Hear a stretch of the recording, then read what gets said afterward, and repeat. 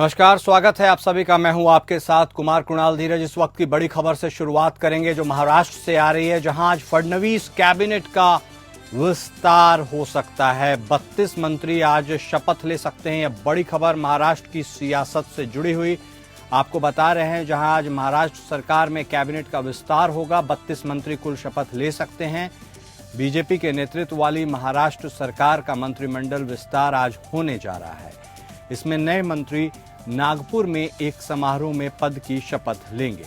इस बीच एक वरिष्ठ बीजेपी नेता ने बताया है कि 30 से 32 मंत्रियों के शपथ लेने की संभावना है। राज्य में होने वाले इस मंत्रिमंडल विस्तार बेहद महत्वपूर्ण माना जा रहा है, क्योंकि महाराष्ट्र में राज्य विधानमंडल का एक सप्ताह तक चलने वाला शीतकालीन सत्र 16 दिसंबर यानी कल से राज्य की दूसरी राजधानी नागपुर में शुरू होने वाला है। मुंबई में 5 दिसंबर को एक भव्य समारोह में बीजेपी नेता देवेंद्र फडणवीस ने मुख्यमंत्री पद, जबकि शिवसेना नेता एकनाथ शिंदे और राष्ट्रवादी कांग्रेस पार्टी के प्रमुख अजीत पवार ने उप मुख्यमंत्री पद की शपथ ली थी। महाराष्ट्र में मंत्रिपरिषद में मुख्यमंत्री समेत अधिकतम 43 सदस्य हो सकते हैं। 20 नवंबर को हुए विधानसभा चुनाव के नतीजे 23 नवंबर को आ गए थे। महायुति गठबंधन ने राज्य की 288 सीटों में से 230 सीट जीतकर सत्ता हासिल की थी। महायुति में शामिल बीजेपी 132 सीट के साथ सबसे आगे रही। शिंदे के नेतृत्व वाली शिवसेना 57 और पवार की राकांपा को 41 सीट पर जीत मिली थी। सूत्रों ने बताया कि बीजेपी को 20 से 21 मंत्री पद मिल सकते हैं, जबकि शिवसेना को 11 से 12 और राष्ट्रवादी कांग्रेस पार्टी को 9 से 10 मंत्री पद मिल सकते हैं।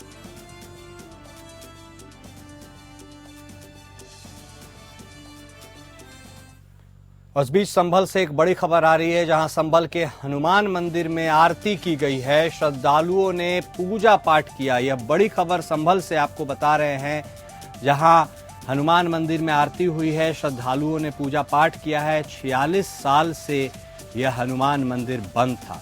उत्तर प्रदेश के संभल जिले में 46 साल बाद खुले मंदिर में रविवार की सुबह हनुमान मंदिर में आरती की गई। शनिवार को जिला पुलिस और प्रशासन द्वारा चलाए गए अतिक्रमण विरोधी अभियान के दौरान हनुमान मंदिर खोजा गया था।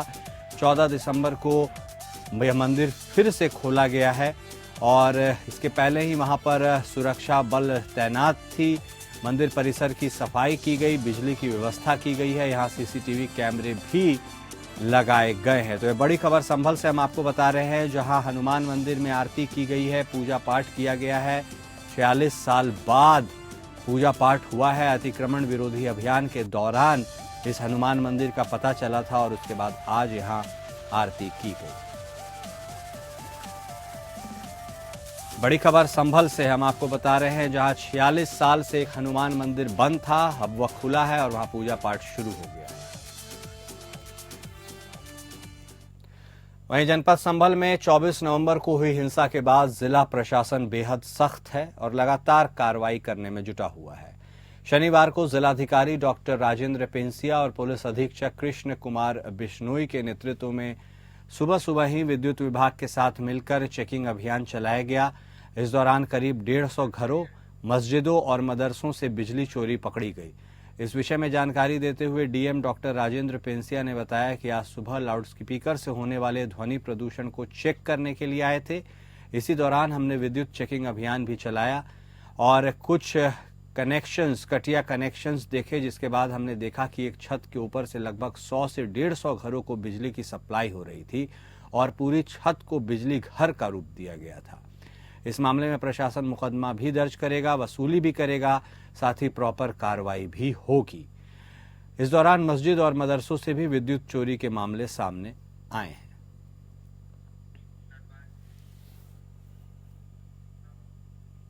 बिहार लोक सेवा आयोग की प्रारंभिक परीक्षा में जमकर हंगामा हुआ है। हंगामा कर रहे परीक्षार्थियों ने आरोप लगाया कि प्रश्न पत्र समय पर नहीं मिले, जबकि कुछ फ्लोर पर प्रश्न पत्र बांटे जा चुके थे।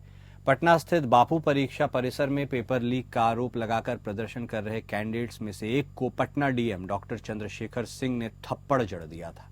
इसके बाद पुलिस ने बीच बचाव करते हुए कैंडिडेट को साइड में कर दिया। हंगामा होते ही परीक्षा सेंटर में सुरक्षा बढ़ा दी गई।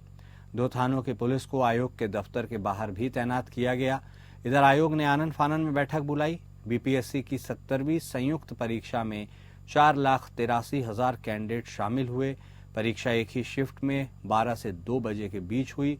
बापू परीक्षा परिसर में करीब 12,000 कैंडिडेट एग्जाम देने पहुंचे थे। यहीं सबसे ज्यादा हंगामा भी हुआ।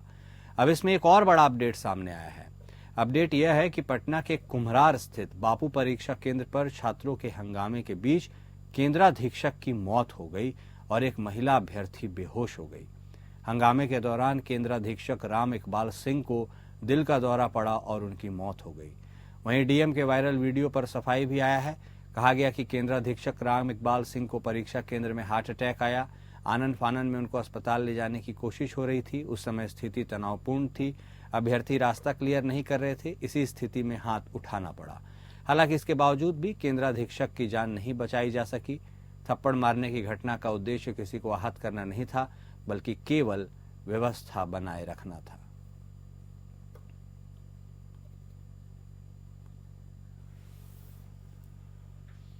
जहानाबाद डीएम कार्यालय में गुरुवार को बीजेपी नेता राकेश कुमार और एडीएम विनय कुमार के बीच तीखी बहस हुई। इस बहस का एक वीडियो भी सामने आया है, जिसमें दोनों एक दूसरे पर आरोप लगा रहे हैं। वीडियो में एडीएम साहब बोल रहे हैं कि मेरे चेंबर में आकर मुझे ही इडियट बोलिएगा, बड़का नवाब बने हैं। वहीं बीजेपी नेता कहते हैं बेईमान कहीं का, 4 महीने से जांच की फाइल दबाकर बैठे हुए हैं। दोनों के बीच हो रही तू मैमे को वहां मौजूद सुरक्षाकर्मी रोकने की कोशिश भी करते हैं। घटना के बाद एडीएम ने राकेश कुमार पर सरकारी कार्य में बाधा डालने का आरोप लगाते हुए नगर थाने में प्राथमिकी दर्ज कराई है। पूरा विवाद एक पंचायत कर्मचारी के खिलाफ हो रही जांच से जुड़ा है। बताया जा रहा है कि घोसी थाना क्षेत्र के सुनवा गांव निवासी और बीजेपी नेता राकेश कुमार पहले से ही पंचायत तकनीकी कर्मी रंजीत कुमार पर 7,15,000 रुपए की गड़बड़ी का आरोप लगाकर कार्रवाई की मांग कर रहे थे। इसी मामले को लेकर एडीएम विनय कुमार इसकी जांच कर रहे हैं।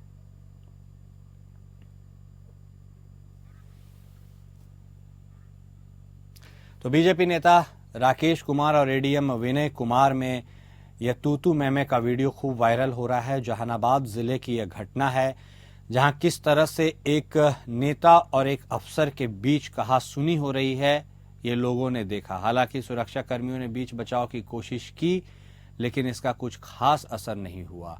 दोनों में खूब तीखी बहस हुई। मामला एक व्यक्ति के जांच से जुड़ा हुआ है, जिसके ऊपर गड़बड़ी का आरोप है। आर्थिक गड़बड़ी के आरोप के मामले से गुजर रहे एक तकनीकी कर्मी की बात हो रही थी, और इस पर जिसकी शिकायत खुद बीजेपी नेता राकेश कुमार ने की थी, और इसकी जांच एडीएम कर रहे हैं।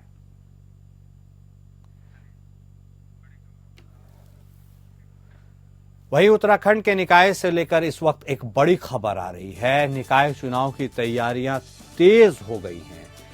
आज जारी होगी आरक्षण की अधिसूचना, और वार्ड सदस्य और पार्षदों के आरक्षण की अधिसूचना जारी होगी। यह बड़ी खबर हम आपको उत्तराखंड से बता रहे हैं, जहां अब निकाय चुनाव को लेकर उसकी सुगबुगाहट और तैयारियां तेज हो गई है। आरक्षण की अधिसूचना आज जारी होगी। उत्तराखंड में नगर निकाय चुनाव की तैयारियां तेज हो गई है। सभी जिलाधिकारी आज नगर निगमों में पार्षद और नगर पालिका और नगर पंचायतों में वार्ड सदस्यों के आरक्षण को अधिसूचना इसको लेकर जारी करेंगे। इस पर 7 दिन में आपत्तियों का निराकरण किया जाएगा। वहीं निदेशालय मेयर और अध्यक्षों के आरक्षण की अधिसूचना जल्द जारी करेगा। अपर निदेशक शहरी विकास डॉक्टर ललित नारायण मिश्र ने सभी जिलाधिकारियों को शुक्रवार को एक पत्र भेजा है।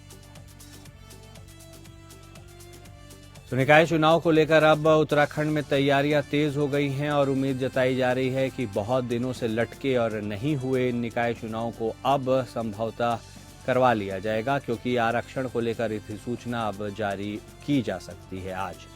और इसी के साथ निकाय चुनाव की तैयारियां काफी तेज हो जाएगी। सभी जिलाधिकारी इस आरक्षण अधिसूचना को लेकर कार्यरत हैं और इसे अंतिम रूप देने की कोशिशों में जुटे हुए हैं, और इसको लेकर खुद अपर निदेशक शहरी विकास डॉक्टर ललित नारायण मिश्र ने सभी जिलाधिकारियों को शुक्रवार को एक पत्र भेजा है।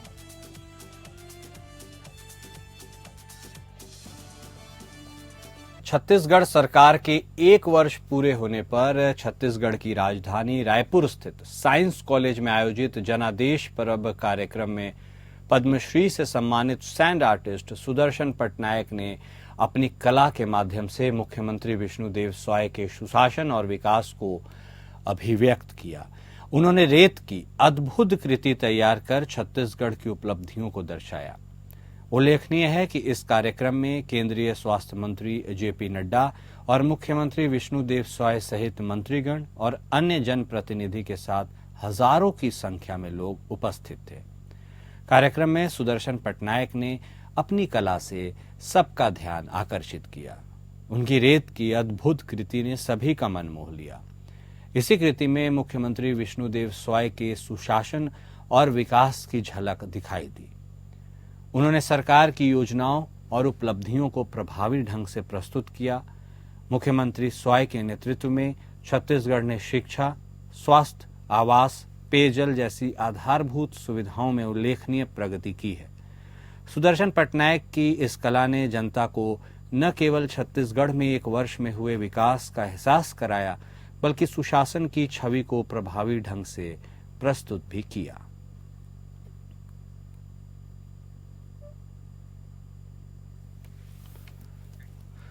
और एक बड़ी खबर गुरुग्राम से आ रही है, जहां अतुल सुभाष के सुसाइड केस में एक बड़ा एक्शन हुआ है। सुसाइड केस में पुलिस का यह बड़ा एक्शन है।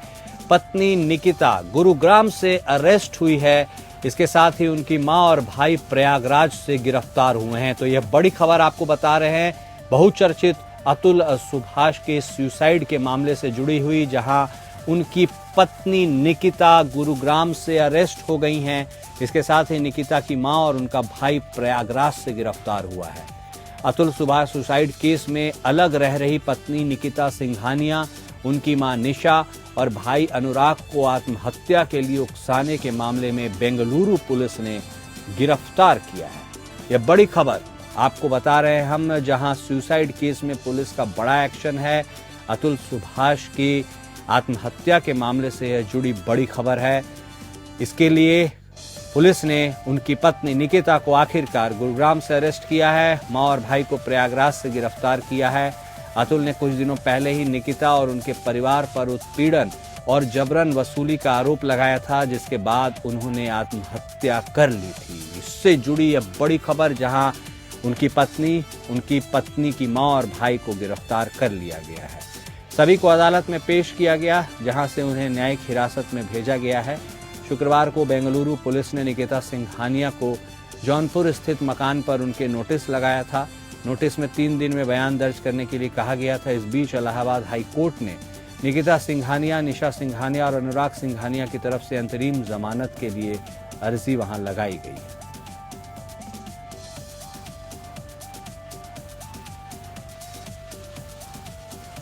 तो अतुल सुभाष सुसाइड केस से जुड़ी यह बड़ी खबर, उससे जुड़ी यह बड़ी अपडेट हम आपको दे रहे हैं, जहां आखिरकार दिवंगत अतुल सुभाष की पत्नी निकिता सिंघानिया की मां निशा सिंघानिया और निकिता सिंघानिया के भाई, उनको भी अनुराग सिंघानिया जिनका नाम है, उनको गिरफ्तार कर लिया गया है। गुड़गांव से, जिसे अब गुरुग्राम कहा जाता है, वहां से निकिता सिंघानिया को गिरफ्तार किया गया है, जबकि प्रयागराज से निकिता की मां और उनके भाई को गिरफ्तार किया गया। शिरोमणि अकाली दल पार्टी के पूर्व राष्ट्रीय उपाध्यक्ष और शहीद उधम सिंह सेवा सोसाइटी के अध्यक्ष अवि राजपूत ने आम जनता को न मिलने वाली बुनियादी सुविधाओं और मुश्किलों को लेकर कपूरथला एसएसपी गौरव तुरा और डिप्टी कमिश्नर अमित कुमार पांचाल को उनके प्रशासनिक कॉम्प्लेक्स दफ्तर पहुंचकर एक मांग पत्र सौंपा। उन्होंने मीडिया से बातचीत करते हुए और जानकारी देते हुए कहा कि क्षेत्र में बिकने वाले नशे और आम जनता को बुनियादी सुविधाएं नहीं मिलने के मामलों को समय समय पर पंजाब सरकार, जिला प्रशासनिक तंत्र के ध्यान में लाया जाता रहा है। उन्होंने आरोप लगाया कि कपूरथला सरकारी सिविल हॉस्पिटल के बाहर बिकने वाला मेडिकल नशा और कपूरथला के कुछ पुलिस थानों में कुछ लोगों द्वारा अपनी पावर का गलत प्रयोग कर लोगों को पैसे देने के लिए मजबूर किया जा रहा है। अवि राजपूत ने शहीद आजम शहीद उधम सिंह की प्रतिमा को सैनिक स्कूल चौक में लगाने की मांग की।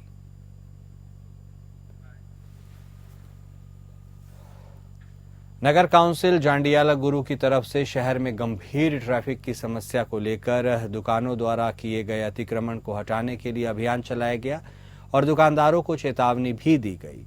दुकानदारों ने अपनी दुकान से बाहर जो सामान लगाया था उसे नगर काउंसिल के अधिकारी ट्रॉलियों में भरकर ले गए और बाद में जुर्माना लगाकर उस पूरे सामान को वापस कर दिया गया।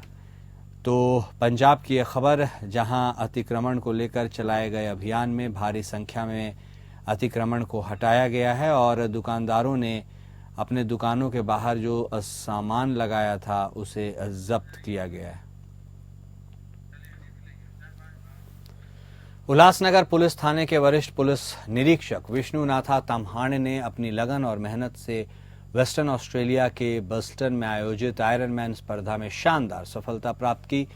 1 दिसंबर को आयोजित इस अंतर्राष्ट्रीय स्पर्धा में 1700 प्रतिभागियों ने हिस्सा लिया। इनमें से केवल 1100 ने इस कठिन चुनौती को पूरा किया। 56 वर्षीय विष्णु तम्हाणे ने अपने 18 वर्षीय बेटे गौरांग तम्हाणे और सहयोगियों विजय अनपट और संदीप पाचपूते के साथ इस प्रतियोगिता में हिस्सा लिया। विष्णु और उनके साथी इस चुनौती को पूरा करने में सफल रहे। हालांकि गौरांग को खराब मौसम के कारण बीच में ही रुकना पड़ा।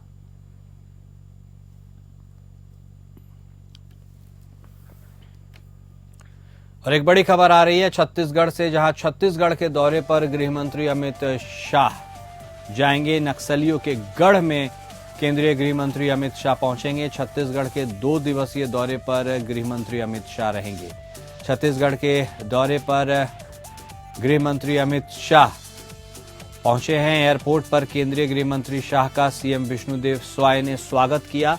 इस अवसर पर उप मुख्यमंत्री विजय शर्मा, उप मुख्यमंत्री अरुण साव, विधायक Kiran Singh Deo, DGP Ashok Juneja, collector doctor Gaurav Singh, SP Lal Umed Singh सहित अन्य जनप्रतिनिधि और अधिकारी मौजूद थे। तो यह बड़ी खबर आपको बता रहे हैं, जहां अपने 2 दिवसीय दौरे को लेकर केंद्रीय गृह मंत्री अमित शाह छत्तीसगढ़ पहुंचे हैं। एयरपोर्ट पर खुद मुख्यमंत्री स्वाय ने उनका स्वागत किया। तमाम अधिकारी और जनप्रतिनिधि मौजूद रहे।